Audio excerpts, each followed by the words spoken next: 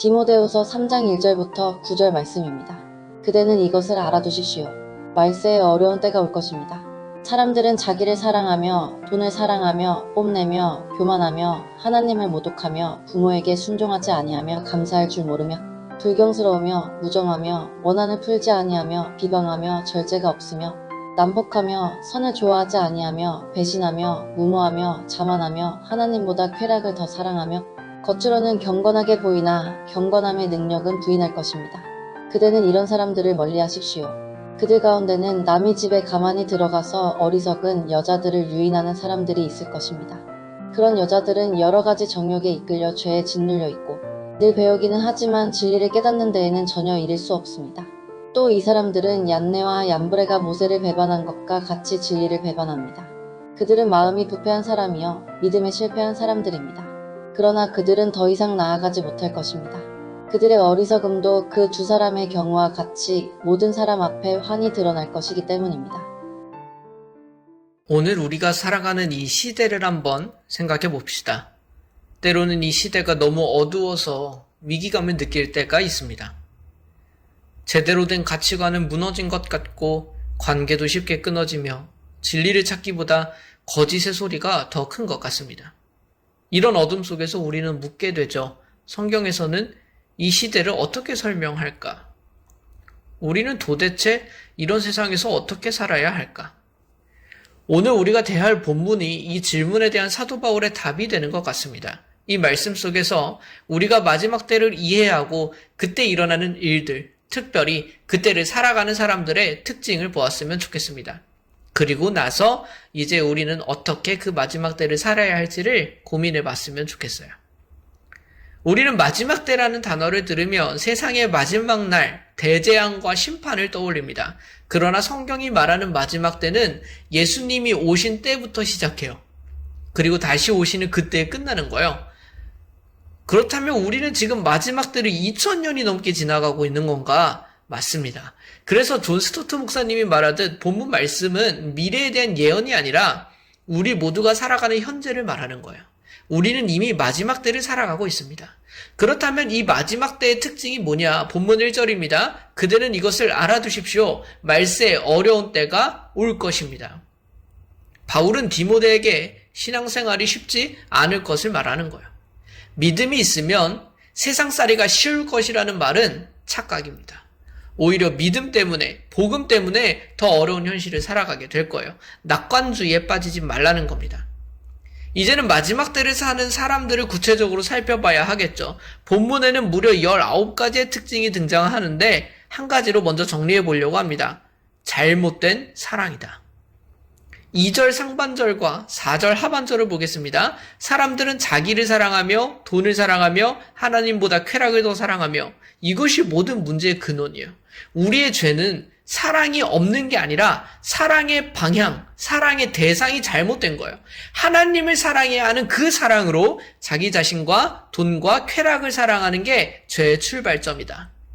그 중간 구절을 보면 뽐내며 교만하며 하나님을 모독하며 부모에게 순종하지 아니하며 감사할 줄 모르며 불경스러우며 무정하며 원한을 풀지 아니하며 비방하며 절제가 없으며 난폭하며 선을 좋아하지 아니하며 배신하며 무모하며 자만하며 이것들은 하나님 대신 자기를 사랑하기 때문에 나타나는 열매들인 거예요.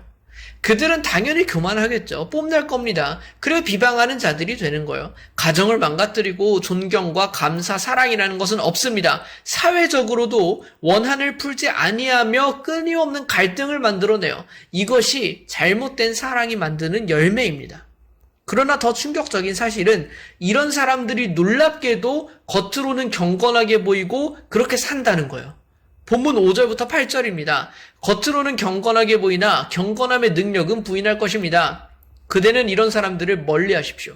그들 가운데는 남의 집에 가만히 들어가서 어리석은 여자들을 유인하는 사람들이 있을 것입니다.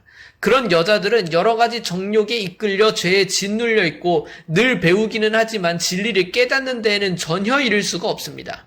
또 이 사람들은 얀네와 얀브레가 모세를 배반한 것과 같이 진리를 배반합니다. 그들은 마음이 부패한 사람이요 믿음에 실패한 사람들입니다. 그러니까 예배도 드리고 기도도 하는 거예요. 헌금도 하고 그런데 그들의 삶은 바뀌지가 않습니다. 이들이 부인하는 능력이 바로 우리를 변화시키는 능력이거든요. 기독교인의 옷은 입었는데 기독교인의 삶은 부인하는 거예요. 더 나아가서 이들은 자신들의 영향력을 늘리기 위해 연약한 자들을 노려요. 남의 집에 들어가서 어리석은 여인을 유인한다는 겁니다. 결국 그들은 죄책감과 채워지지 않은 욕망, 영적 방황 속에서 실패하게 되죠. 바울은 이런 모습들을 이집트에서 탈출할 때 모세의 기적을 흉내냈었던 이집트의 마술사들, 그들이 얀네와 얌브레예요. 이들에 비유합니다. 그러니까 그들이 하나님을 대적했던 것처럼 이들도 하나님을 대적하고 있다라고 이야기하는 거예요. 그러면 이제 우리는 어떻게 살아야 되냐? 절망하면 되는 겁니까? 성경은 이제 그것을 우리에게 알려주고 싶어요. 하나님께서는요, 우리로 하여금 주눅들라고 이 말씀을 주시지 않았을 거예요. 이제 우리는 믿음을 취해야 합니다. 그래서 우리는 다시 1절을 기억해야 돼요. 우리가 사는 이 시대가 영적으로 얼마나 치열한지를 다시 생각하십시오. 세상은 저절로 좋아지지 않습니다. 믿음으로 사는 것은 원래 쉽지 않습니다. 이를 유념하시고 준비해야 해요. 5절 하반절을 보겠습니다. 그대는 이런 사람들을 멀리하십시오. 이는 단순히 세상 사람들과 담 쌓고 살라는 건 아닙니다. 예수님도 죄인들과 함께 밥 먹고 친하게 지내셨잖아요. 여기서의 맥락은 경건의 모양은 있지만 능력은 부인하는 사람들, 그 거짓 지도자들, 그리고 그들을 따르는 사람들을 멀리하라는 거예요. 본문 9절입니다. 그러나 그들은 더 이상 나아가지 못할 것입니다. 그들의 어리석음도 그 두 사람의 경우와 같이 모든 사람 앞에 환히 드러날 것이기 때문입니다. 우리에게는 희망이 있대요. 그들이 세상을 모두 차지하는 것처럼 보여요. 실제로 그런 것 같아요. 그러나 바울은 한계가 있다고 분명하게 말합니다.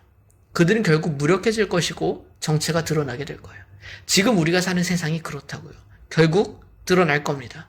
결국 하나님이 승리하실 거예요. 우리는 이 사실을 붙들어야 합니다. 우리는 이미 마지막 때를 살아가고 있습니다. 이는 믿음으로 살기 어려운 때죠. 오염된 사랑이 세상을 가득 채우고 있어요. 그러나 우리에게는 여전히 소망이 있다. 오염된 사랑을 해결하는 방법은 참된 사랑을 경험하는 거예요. 우리를 위해 자신을 내어주신 예수 그리스도의 사랑을 알고 그 사랑에 반응하여 하나님을 사랑하는 것입니다. 이것이 우리의 능력이에요. 우리가 이 어두운 시대 속에서 마음을 지키기를 소망합니다.